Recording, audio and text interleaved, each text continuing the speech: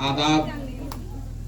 सबसे पहले रउआ सब अपना गांव में इजा जुटल बानी जा हमरा के मिले के अपन बात रखे के अवसर देतानी, एकरा खातिर रउआ सबके हृदय से धन्यवाद देतानी, आभार व्यक्त करतानी।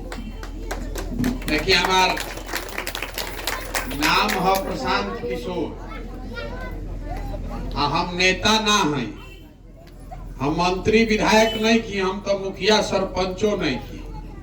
जिला परिषद लोग बैठल मान जाए, लोग बड़का बड़का नेता बा, हमारा हाथ में कुछ नहीं के, हम तो खाली पैदल चलतानी, वोट नहीं की मांगत, दले नहीं की बनैले तो वोट मांगब कैसे। आज रोड पर चलतानी तो आदमी 100 गो समस्या बतावता, और कोनो कामो नहीं करत।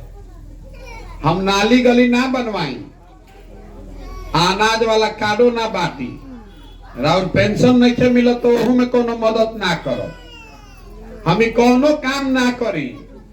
आइयो कहे नहीं कि आई कि आई तो कैसे राउर जिंदगी सुधार दे।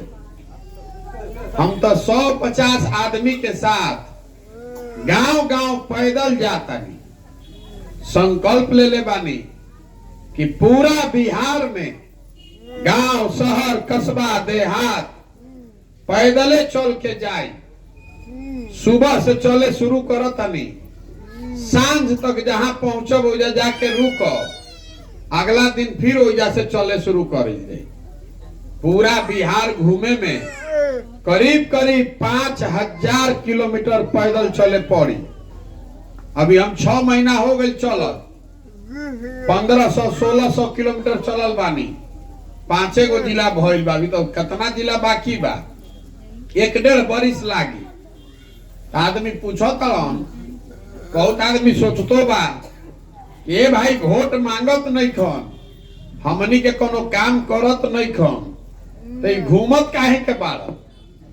हमारा घूमे से जब रहुआ कोनो फायदे नहीं खे, हमारा कोनो फायदे नहीं खे, तो हम अपन घर द्वार परिवार सुख सुविधा छोड़ के काहे गली गली घूमत आनी। घूमत ऐसे बानी कि जोना राज्य में हमनी के रहत आनी जा, बिहार राज्य, आज से 40-50 साल पहले भी देश के सबसे गरीब और पिछड़ा हमनी के नहीं जा।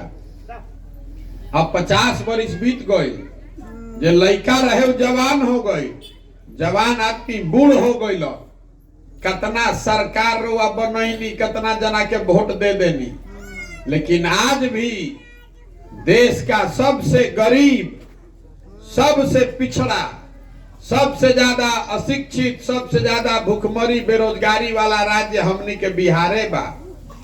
सुधरते नहीं खे, आदमी के बुझाते नहीं खे कि करी तो क्या करी। रउआ कितना बरिस कांग्रेस के वोट देनी, फिर आदमी कहल के भाई गरीब के लड़का लालू यादव के वोट दो, तो लालू जी के सरकार रहल 15 बरिस, और कुव्यवस्था हो गई, जंगल राज हो गई, आदमी ओने से भागल, कहल के भाई पढ़ल लिखल बाड़न नीतीश कुमार, इनका के वोट दो, इहो 17 साल से बैठल बाड़न। हमनी के दिल्ली में मोदी जी के भी बैठा के देख लेनी जा, तो वो बिहार के दुर्दशा सुधरत नहीं। काहे नहीं के सुधरत? जैसे पुरान रोग होला उहे दशा हमनी के बा, तो वह चलल बानी देखे अपना आंख से कि गांवे गांव जाके देखी कि आखिर ये दुर्दशा में रउआ काहे जियतानी, काहे नहीं के सुधरत बिहार। जब आदमी देखी कि रउआ कौना कष्ट में बानी, तबे न ओकरा से निकाले के कोनो रास्ता निकालल जाई।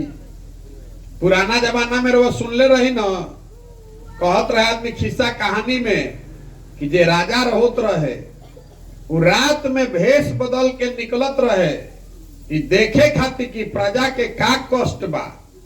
अब आजकल जेकरा के रउआ बटन दबा के राजा बनावतानी, रात के बाद तो छोड़ दी, दिनों में कोई सूद लेवे नहीं खे आवो। एक बार वोट लेके गई,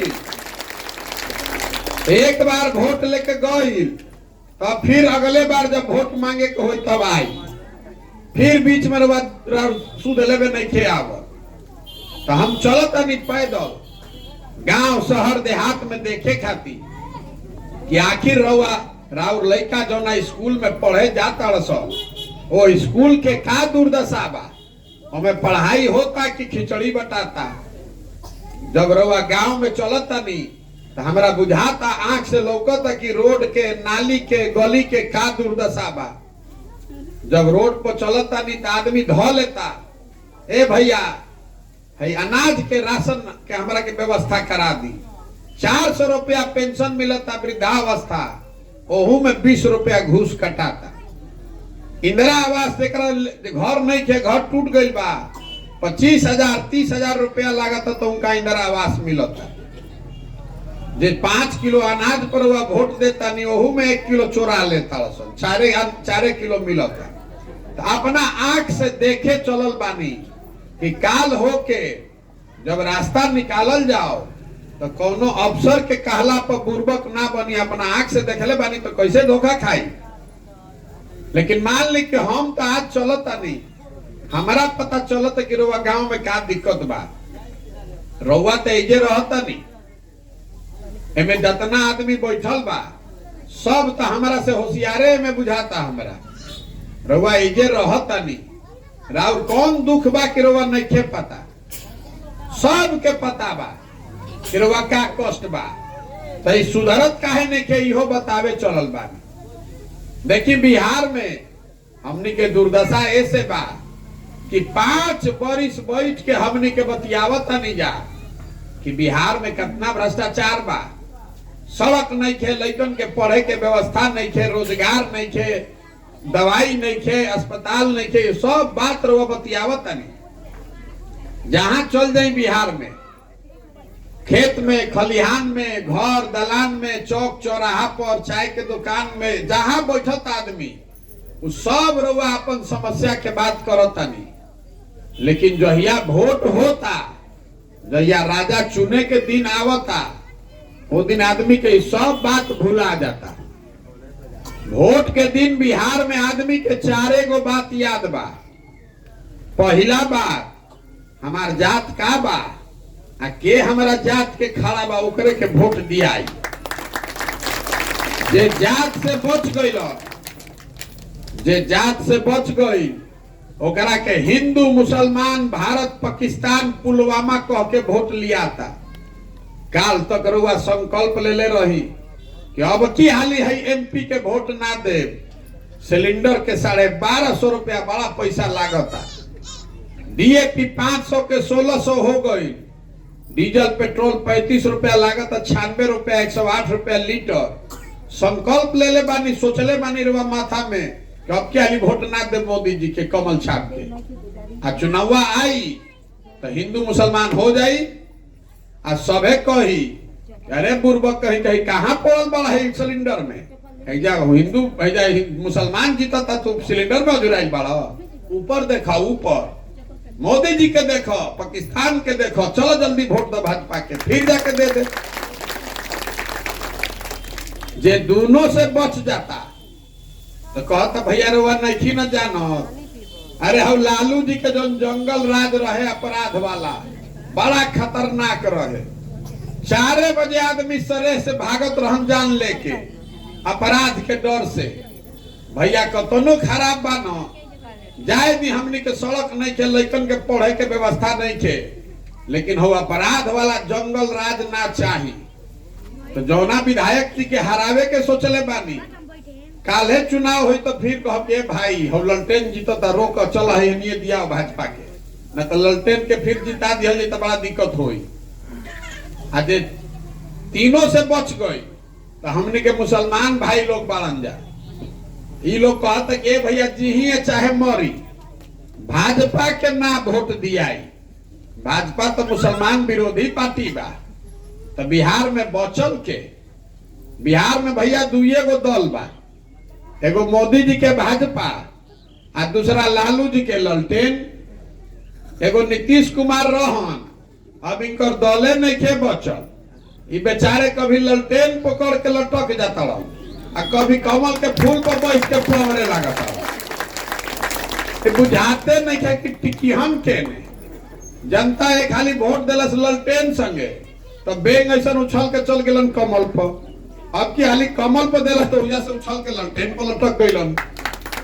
तो मुसलमान लोग कह रहा है कि अब जाए दीजिए चाहे मरी, भाजपा के दे ना सकी, ललटेने लौकत यही में किरासन तेल बन के जलल जाए, करे के जलावल जाए। जा तना आदमी खड़ा बानी जा, माता बहुत सब लोग बैठल बा, बताई ईमानदारी से यही 4 चीज में वोट दिया था भैया, दिया था कि ना बोली? दिया था। तो काहे के माथा अपन पीटो तनी, हमार समय भी बर्बाद करो तनी, काहे के हला करो तनी कि भैया पढ़े के व्यवस्था नहीं है, काहे के हला करो तनी कि भ्रष्टाचार बा। अरे जब रउआ जाना तनी कि यही 4 चीज को वोट पड़ी, हम जाना तनी तने तो जाना तड़सन, सब नेता भी जान गया है। बिहार के दुर्दशा का यही कारण है कि जो जन प्रतिनिधि है, विधायक मंत्री है, ओकरा मालूम बा कि बिहार के जनता कतनो बतिया ले, हंस के गा के गरिया के भोटवा तो यही 4 चीज को दिहन जा कहा, तो काम करे के जरूरत का बा। यही से हमनी के दुर्दशा बा। तो हम चलल बानी गावे गांव लोग के समझावे खातिर, वोट नहीं मांगो, हाथ जोड़तानी सबके कि अरे भाई अगर रउआ आपन और आपन लइकन के चिंता ना करो तो कोई नेता राव चिंता करी भाई। जब रउआ अपन लइका के चिंते नहीं थे तो प्रशांत किशोर राव लइका के चिंता करी। हम देखी लालू जी के लइका 10वां नहीं थे पास कैले, लेकिन लालू जी के चिंता बा कि हमार लइका मुख्यमंत्री बनो। लालू जी के में कोनो गलतियों नहीं के, सबके ना अपन लइका के चिंता करे के चाहिए। इसमें कोई दिक्कत नहीं है कि लालू जी का लड़का 10वां नहीं पास किया है, अब मुख्यमंत्री बने चाहता। दिक्कत इस बात से है कि आपका लड़का 10वां पास कर लिया, बीए कर लिया, एमए कर लिया, और ओकरा चपरासी के भी नौकरी नहीं के, रउआ ओकर चिंते नहीं के। रउआ तो कभी जात के झंडा उठैले बानी, कभी धर्म के नाम पर वोट देता नहीं, कभी पुलवामा पाकिस्तान को वोट देता नहीं, तो सुधरी कैसे? रउआ बता दी हमरा के, नहीं सुधर सकता है। आदमी कहता कि प्रशांत किशोर बड़ा होशियार बाड़ो, ई भैया रउआ आगे चली, हमनी के सब आदमी रउआ संगे चलल जाए, रउआ बिहार सुधार सकता नहीं। तो हम आपको बताने आए हैं, जे मंच पावेला ये न कहेला कि हमरा के वोट दे दो, हम अब तो सुधार दे। हम आपको कहने आए हैं, अगर हमको वोट दे भी दीजिएगा तो भी बिहार नहीं सुधरेगा। कैसे सुधरे? जब रउआ सुधरे के तैयारे नहीं थी तो प्रशांत किशोर सुधार दी हम। अरे एगो प्रशांत किशोर आ जास की 10 प्रशांत किशोर बिहार नहीं के सुधरे वाला। एजा के जनता सुधरे के तैयारे नहीं के। हम चलत तनी रोड पर पैदल, 100 गो लइका आगे दौड़त तरस, एजा लइका बैठल बासन, 50 गो के शरीर पर तो शुद्ध साफ कपड़ा नहीं थे, आधा लइकन के शरीर में पैर में चप्पल नहीं थे। राव लइका पढ़े जाता तो पढ़त नहीं थे, पिलुआ वाला खिचड़ी खाता, रउआ ओकर चिंता नहीं थे, तो कैसे गरीबी से निकलो? जब राव लइका खिचड़ी खाई, पढ़ी ना, तो मजदूर ना बनी तो कलेक्टर बनी, कि बुझाए के चाहिए ना रउआ। तो प्रशांत किशोर आके बताइए, ये आपको बुझाना ना चाहिए। एजा इतना आदमी बानी जा, तनी अपना दिल पर हाथ रख के अपना लइकन के नाम पर बोली कि कहिया पढ़े खातिर हमनी के वोट देले बानी जा, यही बा कब वोट? अरे कब वोट देले बानी पढ़े खातिर? तो काहे का हल्ला करतानी कि नेताजी ठग लेला? नेता आपको नहीं ठग रहा है, आपने वोट दिया है जात पर, तो जात के बात हर जगह होता। आपने वोट दिया है हिंदू मुसलमान के नाम पर, तो हर जगह हिंदू मुसलमान होता। जौन बोब कौने न काटो, बोइएगा बबूल तो आम कहां से खाइएगा। यही बताने चले। सुधरी कैसे? सुधरी तब जब आप संकल्प लीजिएगा कि जात पर नहीं, धर्म पर नहीं, 5 किलो अनाज पर नहीं, नाली गली पर भी नहीं, वोट उसको देंगे जो हम लोग के बच्चों के पढ़ने के लिए अच्छी व्यवस्था बनाए, जे हमनी के घर के लइकन के समांग के रोजगार दे, वोट ओकरा के न देवे के चाहिए। 5 किलो अनाज खाए से मिलत रहुआ 4 किलो, 4 किलो अनाज मिलत रही तो उसे गरीबी से कभी खत निकल सकीला बाहर। जीवन भर अनाज मांगना पड़ेगा। जब मन हो सरकार के तो दी, आ जब ना मन हो तो ना दी, भिखारे रहो। लेकिन राउर लड़का अगर पढ़ लिख जाई, नौकरी करे लगी, तब न गरीबी से निकलो। हमार बाबा मजदूर रहन, हमार बाबा मजदूर रहन, बैलगाड़ी चलावत रहन। 9 गो लड़कन में हमार बाबूजी के पढ़ैलन तो हमार बाबूजी डॉक्टर हो गए। पढ़ल लिखल बानी जब तब न खड़ा होके हम बोलत तनी। अरे अपन लड़का के पढ़ाई के चिंता बा, पीछे से कोई कहता कि पढ़ लिख के नौकरी नहीं लागत, ठीक बात बा, नौकरी नहीं लागत तो कम से कम पढ़ी लिखी तो कुछ अकल समझ तो होई। अभी तो राव लड़का जब पढ़ते नहीं तो मजदूरे न बनी। एजा जितना आदमी बाड़न, महिला लोग रवा से पूछता नहीं, कोई ऐसा घर नहीं होगा जिसका जवान घर का सवांग बहरी जाके मजदूरी नहीं के कर तक नहीं के करो। रवा बताई जौना लड़का के पेट काट काट के रवा पाल पोस के बड़ा कोई नहीं, वो 20 बरिस 22 बरिस के हो गई तो ट्रेन में बस में भेड़ बकरी के तरह बैठ के आदमी जाता मजदूरी करे। आ जहाँ जाता मजदूरी करे हो जा 12 घंटा 14 घंटा आदमी हाड़ गलावत। छोट कमरा में 4-4 गो 5-5 गो लड़का रहता है, अपना हाड़ गला रहा है कि 10,000 15,000 रुपया कमाई, घरे 6,000 8,000 भेजी कि हमार बाल बच्चा खाई। और रउआ से पूछत नहीं कि वोट काहे देनी है, तो ए भैया गौवा वाला सब देत रहे तो हमू दे देनी। अरे राव घर के सवाल के पूरा जवानी बर्बाद होता और वैसे ही वोट दे देता नहीं, और ऐसा ही वोट दे तो रउआ ना भोगब तो हम भोगब। ये बताने चले हैं रवैया रहत नहीं। बताई हमरा के कोई पंजाब से महाराष्ट्र दिल्ली से आके जब मजदूरी करता, कोई आके जब मजदूरी करता बाहर के आदमी काहे नहीं के करत। अरे वो जो तो गरीबी बा, वो जो आदमी मजदूरी करता, लेकिन वैजा के सरकार इतना व्यवस्था कर देले बा कि 10,000 15,000 रुपया के रोजी रोजगार खाती कोई के अपन घर परिवार छोड़ के नहीं के जाए के पड़ो। कि बिहारे में दुर्दशा बा कि रउआ जैसे ही लड़का जवान भई वो चल गई मजदूरी करे। अब साल में एक बार कोई छठ में आवता, ईद में आवता तो 10 दिन भेंट होता, न तो सालों भर रउआ अपना सवांग से भेंट नहीं खे होके के। राहुआ कभी दशहरा होली अपन घर के सवांग के संग नहीं खे मनावे के मिलो तो रउआ जागे के चाही न। रउआ कर चिंता बा, कोई आई कहल हम नाली बनवा दे, रउआ वोट दे देनी। नाली बनवावे से रउआ जिंदगी सुधर जाई। आपके वोट का कीमत नाली है, आपके वोट का कीमत है आपके बच्चे का भविष्य, आपके वोट का कीमत है आपके घर के समाज का रोजगार।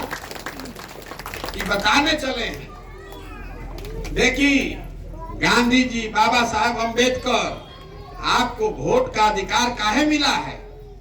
आपको राजा बनाने का अधिकार देकर गए हैं।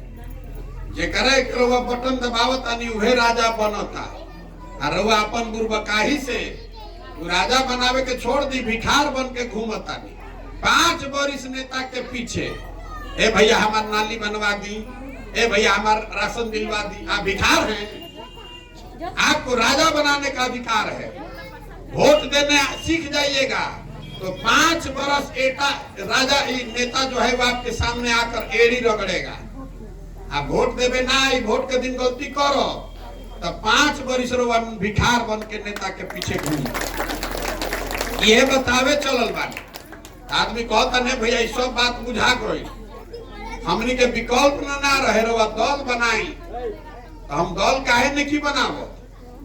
अरे बिहार में पहले ही से 50 गो दल बा, सब पहले ही से रवा के ठगत, हमू आके दल बना ले तो हमू ठगब। यही से दल नहीं बनैले। बिहार में दल कैसे बनेला? जे दल बनैला सुबह हो गई दल के नेता, आइयो कह दिलस कि हमारा बाद होइहन हमार बेटा। कुल जना तू लोग बिहार के आदमी हमार झोला लेके ढो जा। दल वो विकल्प नहीं है, वो तो परिवार का शासन है। अगर बिहार में विकल्प बनावे के बाद तो जैसे गांधी जी जो रास्ता देखल, गांधी जी देश के आजाद कैसे कैल? अकेले गांधी जी देश के आजाद करा देता? गांधी जी आगे आगे चल, पीछे से पूरा समाज चलल, तब न देश के आजादी मिलल। तो पदयात्रा इसलिए कर रहे हैं कि गांव शहर देहात से जैसे रवा दही के मथ के मक्खन निकाली ला, वैसे ही समाज के मथ के सही आदमी के निकाले चलल बा। सब आदमी के जुटाई, जब पदयात्रा खत्म हो जाई तो सब के जुटाई एक जगह बैठाई और सबे मिल के कही कि दल बनावे के बाद तो बनी दल। लेकिन अगर दल बनी तो प्रशांत किशोर के ना, किसी एक व्यक्ति का नहीं, एक परिवार एक जाति का नहीं, वो दल होना चाहिए बिहार के उन सारे लोगों का जो इसको मिलकर बनाएगा और मिलकर आगे चलाएगा, तब न बनी जनता के सरकार। आदमी कहता कि सब बात भैया बुझा गई, सब हमनी के लागल जाई, लेकिन चुनाव कैसे जीतल जाए? हमनी के साधारण आदमी पैसा बा ना, संगठन बा ना, तो चुनाव कैसे जीतल जाए? इतना बड़ा बड़ा दल बा। तो रउआ के बतावे आइल बानी, लोकतंत्र में आप हनुमान हैं। जैसे हनुमान जी भुला जात रहन अपन शक्ति, वैसे ही रउआ अपन शक्ति भुला गइल बानी। एक बार रउआ जाग जाई, अरे खाली महिला लोग ठान ले जा तो 100 गो में 50 को वोट तो रउरे बा। बिना रउआ बटन के कोई बन सकेला?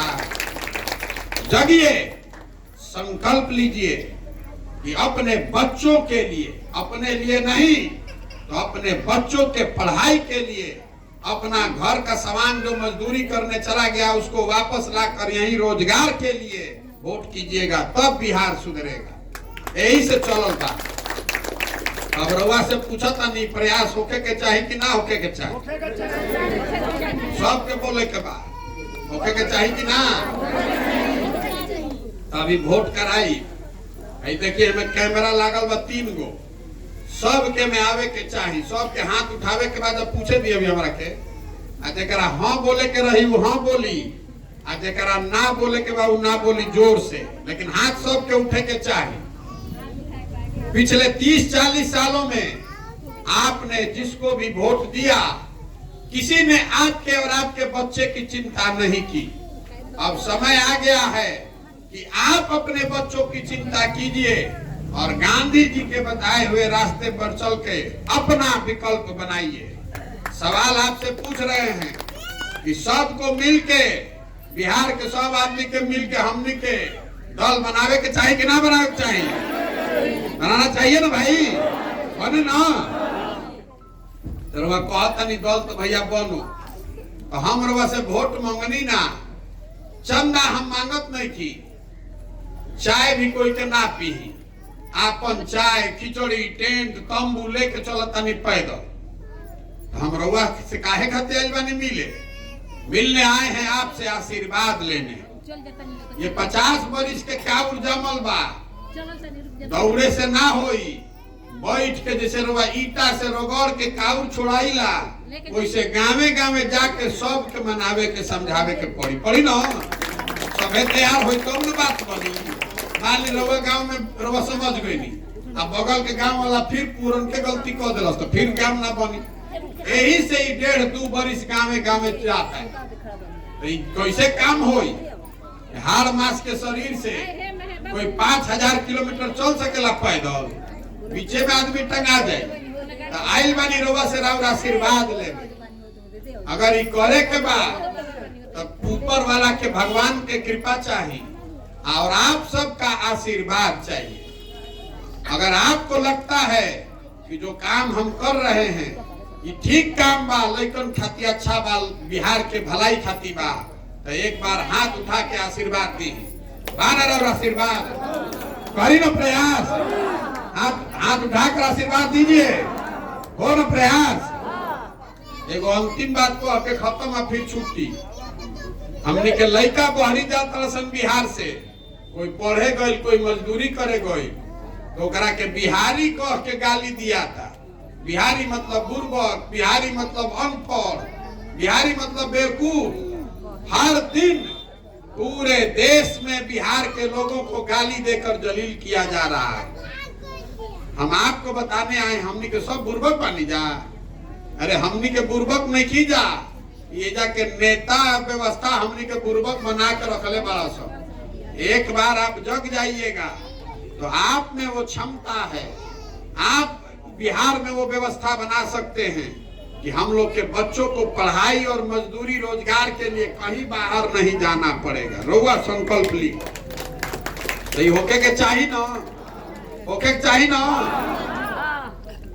तो रउआ एक बार है मिट्टी के सम्मान में एगो नारा लगा के खत्म कर जाए। हमनी के माई बाबूजी जहाँ पैदा भैलन, पूर्वज पैदा भैलन, इस मिट्टी को जिसको बिहार कहते हैं, बिहार का गौरव करना सीखिए। हम बोलब जय बिहार, और रउआ बोले के बाद जय जय बिहार, जय बिहार। जय बिहार के आदमी में हतरे दम बा, ये सुतल तड़ जा ज्यादा तू लोग से तो महिला लोग बोल करी। जय बिहार, जय बिहार, जय बिहार। ठीक बात, आशीर्वाद।